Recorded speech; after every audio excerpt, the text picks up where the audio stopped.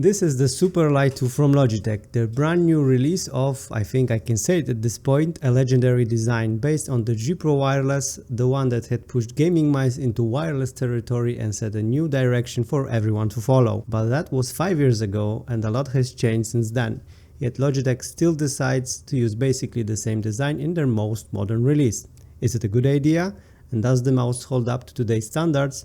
We'll find out in today's video. The original Superlight was released in 2021 and was a step forward from the G Pro Wireless, offering better weight, an upgraded sensor, and no buttons on the right side. This time the changes are much less visible as they mainly happen on the inside. We again have a new upgraded Hero 2 sensor offering up to 32,000 dpi, better speed at more than 500 IPS and better battery life rated at 95 hours of constant motion. Finally, we also get support for 2000 Hz polling rate, something the competitors have been pushing for months now. Even though Logitech is a bit late to the party and playing catch up at this moment, it seems that their implementation of the 2000 Hz polling rate is better than that of the competition. Some reviewers are even claiming that it's comparable in smoothness and tracking to 4000 Hz. Now I can't say for sure whether it's true, but over the last couple of days when I've been using the Superlight 2, I have to admit I encountered no issues, no stuttering or any other problems. And Logitech is known for their rather rigorous quality control, so we might be onto something here. I am, however, much less impressed by the weight reduction we're getting here, only 3 grams, that's basically nothing. You most likely won't notice it during everyday use and longer gaming sessions.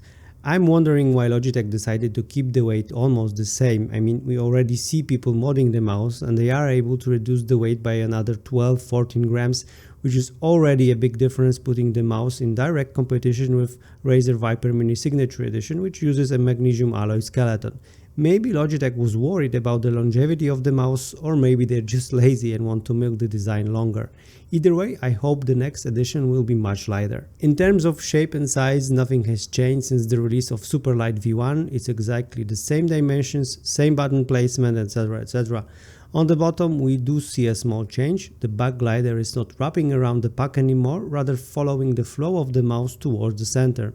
I'm not sure why Logitech decided to do that, maybe just to spite aftermarket glider manufacturers, as it doesn't change how the stock feet feel, and they're quite awful. When compared to the Superlight one with aftermarket gliders, it feels sluggish, slow and scratchy, so I would definitely recommend replacing them with something better. The on-off button is the same switch as before, and I see a missed opportunity here. This way we cannot change the DPI settings of the mouse without configuring a special G-Shift button to do it for us. Another change we can't see but can definitely feel are the buttons. This time Logitech decided to move away from mechanical switches and opted for hybrid switches, which they call Lightforce.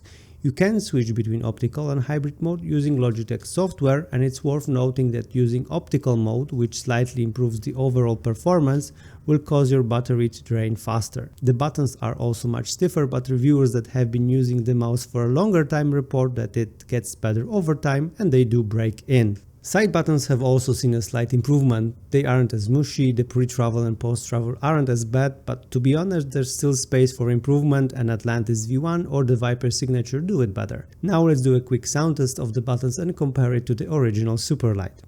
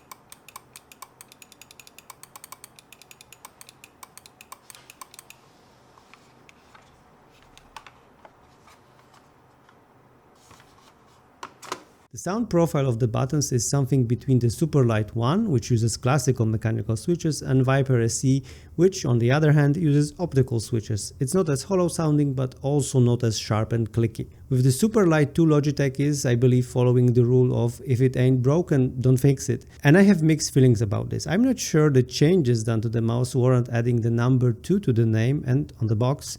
And I think Logitech felt the same, as the text on the mouse also just says Superlight. So who is this mouse for? Well, for anyone still in love with the original design or just loyal to the brand. And that's not a bad thing. After all, if you've been using your mouse daily and got used to it, you can become extremely good with it, and this in turn will reflect in your performance. Basically, what I want to say is that if you own the G Pro Wireless or the G Pro Superlight and you love the shape and feel no need to change it, you don't have to. There's nothing wrong with liking and sticking to one mouse that works for you, and the Superlight 2 offers a seamless transition to 2000 Hz polling rate and hybrid switches without having you relearn the mouse. I hope that makes sense. If on the other hand you found that Superlight's shape doesn't fit your grip style or your palm size, the new version won't change that. Thankfully, in such case you have plenty of other options to choose from, whether it's something from Razer, Lamzu or any other mouse manufacturer.